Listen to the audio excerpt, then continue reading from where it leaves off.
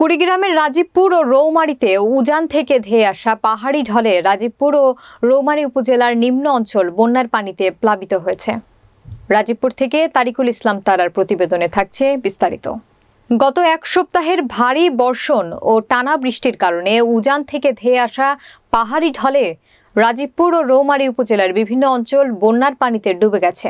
২০ June বৃহস্পতিবার সরেজমিন ঘুরে দেখা যায় এই দুটি উপজেলায় বন্যার কারণে কৃষকের পাট, ধান, তিল ও শাকসবজি সহ বিভিন্ন মৌসুমী ফসলের ব্যাপক ক্ষতি হয়েছে। পানিবন্দী হয়ে পড়েছে হাজার হাজার পরিবার। ডুবে গেছে ভারত বাংলাদেশ সীমান্তবর্তী বর্ডার হাট। এ বিষয়ে রাজীবপুর সদর ইউনিয়ন পরিষদের চেয়ারম্যান মিরন মোহাম্মদ ইলিয়াসের সাথে কথা বললে তিনি বলেন, গত ৭ দিনের বৃষ্টিতে আমার এলাকায় আকস্মিক বন্যা দেখা দিয়েছে। এতে আমার এলাকার মানুষের, কৃষকের ব্যাপক ক্ষতি হয়েছে। রাস্তাঘাট ভেঙে গিয়েছে, মানুষের চলাচলে খুবই সমস্যা দেখা দিয়েছে। আমি উপজেলা নির্বাহী কর্মকর্তার সাথে যোগাযোগ করছি।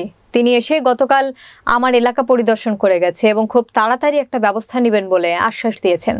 আমার এলাকায় একটি মাদ্রাসা, একটি স্কুল এবং অনেক পুরনো একটি ঐতিহ্যবাহী হাটও রয়েছে, যে হাটটি বালিয়ামারি হাট নামে পরিচিত। সেই হাটসহ দুটি শিক্ষা প্রতিষ্ঠান নদী ভাঙনের ঝুঁকিতে রয়েছে। আমি ঊর্ধ্বতন কর্তৃপক্ষের কাছে জোরালো দাবি জানাই, দ্রুত কিছু জিও ব্যাগ ফেলে আমাদের ঐতিহ্যটাকে রক্ষা করুন।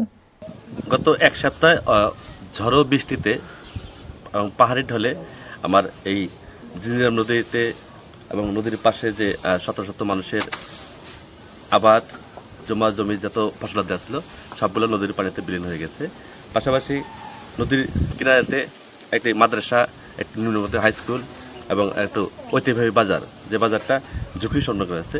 তো আমি প্রশাসন এবং আমার সংশ্লিষ্ট ডিসি সাহেব এবং সরকারের কাছে বিরত আবেদন করতেছি যে এই অঞ্চলকে দ্রুত পাইলিং অথবা বোল্ডারের মাধ্যমে চালানোর যে সুব্যবস্থা সেটা যেন করে দেয়।